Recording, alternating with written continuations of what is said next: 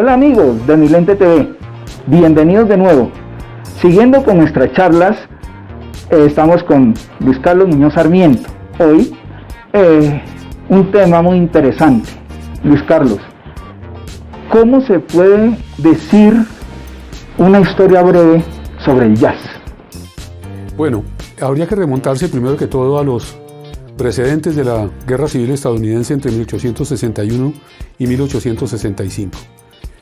Allí empieza a aparecer lo que se llamó con el tiempo el blues arcaico. Surge el blues arcaico. Ese blues arcaico luego se va a trasladar a la ciudad y allí en la ciudad surge el blues citadino o el city blues. Pero ese blues citadino tiene también unas derivaciones. El sonido de la urbe y otros el sonido que se forma en la propia urbe.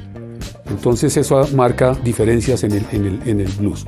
El blues luego se va a articular con el ragtime, que es un estilo jazzista, un estilo pianístico, que fue sobre todo divulgado por una figura como Jelly Roll Morton hacia los años 1903-1904. Él mismo se designaba como inventor del jazz y del ragtime. Pero sumados el blues y el ragtime a otras influencias van a dar origen con el tiempo a lo que se llama jazz a partir de 1917, cuando la Original Dixieland Jazz Band va a hacer las primeras grabaciones. ¿Por qué cito esto? Porque curiosamente ese grupo que se escribía al comienzo jazz con doble S, luego va a escribirse con doble Z y eso tiene todo un origen detrás, la palabra jazz, ¿no? Incluso como un derivado del verbo to jazz, que es algo así como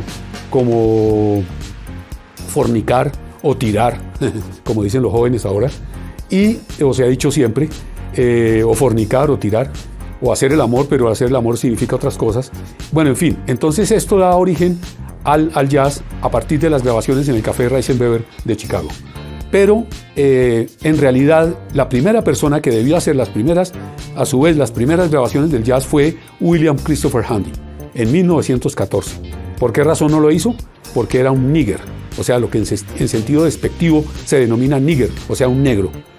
Y esto va a dar lugar con el tiempo a choques tremendos como los que tuvo Louis Armstrong en los comienzos de su carrera. ¿En qué sentido? En 1925-27 él, por ejemplo, no podía grabar todavía con su trompeta, porque las leyes Jim Crow de 1898, en el estado de Georgia sobre todo, que es el estado más racista quizás de la Unión llamada americana, pero en realidad es Unión estadounidense, porque América es desde Alaska hasta la Patagonia. Entonces, allí con estas leyes Jim Crow se les va a prohibir a los trompetistas tocar. Entonces Armstrong tuvo que tocar su corneta hasta cuando en 1927 y 29 dio origen a los Hot Five y los Hot Seven y vino la utilización de la trompeta. Otro gran trompetista, en realidad cornetista al comienzo, era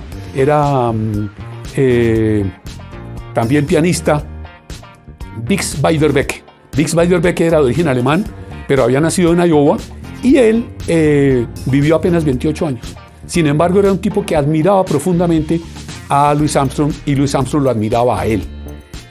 Armstrong va a decir en una entrevista en 1966 que una de las figuras supremas del jazz fue Leon Bix Beiderbecke. Entonces es muy interesante porque este tipo fue una persona que apenas con 28 años dejó una carrera inestimable en términos de resultados artísticos y sus toques con la orquesta de Frankie Trumbauer, por ejemplo, son memorables. Entonces, ahí está también demostrado que fue otra persona que se subestimó, que fue maltratada y que hizo que la historia del jazz fuera dando, de golpe en golpe fuera surgiendo. En el año 31 Armstrong fue a grabar en un hotel una canción y el tipo que presentaba la radio en ese momento le dijo que no lo dejaba que no iba a hablar por radio un negro. Entonces él tomó el micrófono, Armstrong tomó el micrófono por encima del tipo y dijo que iba a presentar su música. Entonces cuenta él en su autobiografía que fue la primera vez que habló un negro y por radio. Sin embargo, esto no es así del todo, porque van a ocurrir entre tanto otras tantas cosas como la Ray Recordings de 1930 a 40 y pico, cuando surge el bebop, que es el movimiento más revolucionario y más artístico quizás del jazz, con figuras como Charlie Parker, como Miles Davis, como Dizzy Gillespie. En fin, gente muy brillante que fueron los que dieron origen a las primeras revoluciones dentro de la trompeta y dentro del jazz. Dentro del saxo, perdón, a su vez dentro del jazz, al interior del jazz. Entonces, la primera revolución la va a causar, por ejemplo, Dizzy Gillespie, que era un gran trompetista. La segunda revolución la causa Louis Armstrong en el año 31, 32, con sus Hot 5 y sus Hot 7, y es cuando la trompeta comienza a tomar un papel descollante dentro del jazz. Luego, en los años 50, va a venir la figura con el cool jazz, la figura de Miles Davis, y esa es la tercera revolución trompetística dentro del jazz, que dura hasta los años 70 y hasta los años incluso 90, cuando ya en el año 91 muere Miles. Entre tanto han surgido figuras como John Coltrane, como Charlie Parker, figuras que son cimeras dentro del jazz y que dan origen a toda una escuela y a toda una interpretación muy libre dentro del jazz, porque es el género por excelencia libre y auténtico de la expresión afroamericana. Es una palabra que viene derivada en realidad, el rock and roll, por ejemplo, viene derivado del rhythm and blues, y la palabra jazz sería una palabra, como dice alguien por ahí, de hombre blanco, lo dice Nina Simone. Ella prefiere hablar de música clásica negra, ¿no? Eso es una belleza. Entonces hay que darle el crédito a Nina Simone, porque ustedes saben que dentro de la historia del jazz las mujeres también han sido muy opacadas, porque todos los medios artísticos, todos los medios científicos han sido resultado de una tendencia y de un sesgo patriarcal y machista a través de la historia. Entonces solo hasta ahora se empieza a saber que personas, por ejemplo, como Alice Guy Blanchet, es una de la primera figura del cine.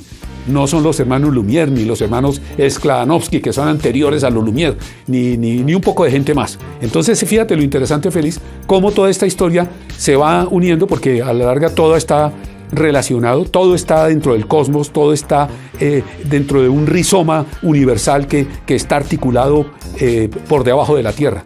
Las raíces de los árboles no son más que rizomas biológicos que se transforman también en rizomas en la mente humana. Los rizomas son las neuronas. Es la transmisión sináptica, lo que hace que nosotros nos comuniquemos. Eso es lo que permite e impide a su vez que nos dé Alzheimer.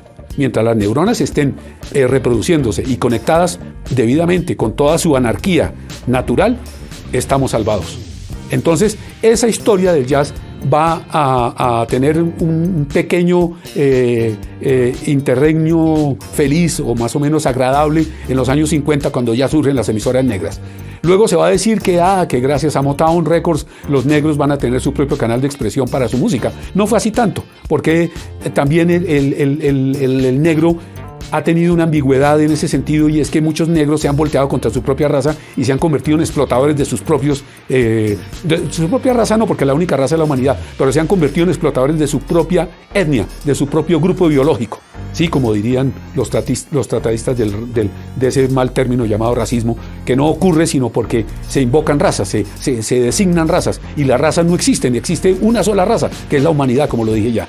Entonces, como puedes ver, esa es una breve historia del jazz que se puede trazar en el tiempo y que luego va a diversificar en muchas otras cosas. En los años 60 se va a hablar del free jazz o de la new wave, nueva ola, o de la black music, música negra. Y todo esto son sinónimos de una música que en realidad es negra por excelencia y que tiene un alto contenido político, ¿no? Lo decía Archie Shepp, el jazz tiene una tendencia natural a la política porque somos víctimas de una sociedad blanca que nos ha explotado, nos ha maltratado y nos ha ultrajado a través de la historia. Entonces, en esa medida, y yo no quiero aquí pecar, como dicen algunos críticos franceses, de negrólatra, porque a todo el que tiene afinidad con los negros se le dice negrólatra, según los franceses, que son los que se creen a su vez dueños de la cultura y riñen con los gringos por ser también los padres de la cultura mundial. Entonces fíjate cómo es de complejo el tema, pero quisiera como dejarlo por ahí para simplemente que las personas que están escuchándonos y viéndonos puedan sacar sus conclusiones y puedan pensar un poco hacia adelante, leer, documentarse y darse cuenta de que esto es bien complejo y de que hay que leer muchos libros sobre jazz, empezando por el libro de Marshall Stearns, uno de los libros paradigmáticos sobre el tema. Otros libros importantes son Los héroes del jazz, de Ralph Gleason, El jazz es, de Nat Hentoff, Jazz People, de Darth Morgenstern. Está también La historia del jazz de New Orleans al Jazz Rock, de Joachim Behrendt, el crítico alemán, para el Fondo de Cultura Económica, y otros tantos libros más que por ahora sería muy difícil citar. Son muchos, son más de 20, 25 libros que podría uno citar que contienen historias del jazz muy ejemplificantes. Amigos, una breve historia del jazz en nuestras charlas con Luis Carlos Muñoz Sarmiento. Nos quedamos cortos en este tema, hay para largo, pero queda a ustedes, les queda a ustedes para que investiguen, piensen y mediten sobre el tema. Es que yo vengo investigando desde 1986 sobre el jazz, Félix, por eso digo yo lo del tiempo. No es por hacerle énfasis a la gente en una idea así como gaseosa, sino concreta, que es lo que eso implica, porque si uno va a hablar de crítica de jazz, pues tiene que tener una gran cantera bibliográfica y sobre todo oír mucho la música, oír mucho jazz para poder llegar a algunas pequeñas conclusiones sobre un género tan amplio, tan complejo y tan difícil de abordar. Amigos, nos hablamos después. Estaremos de regreso con nuestras charlas. Hasta luego.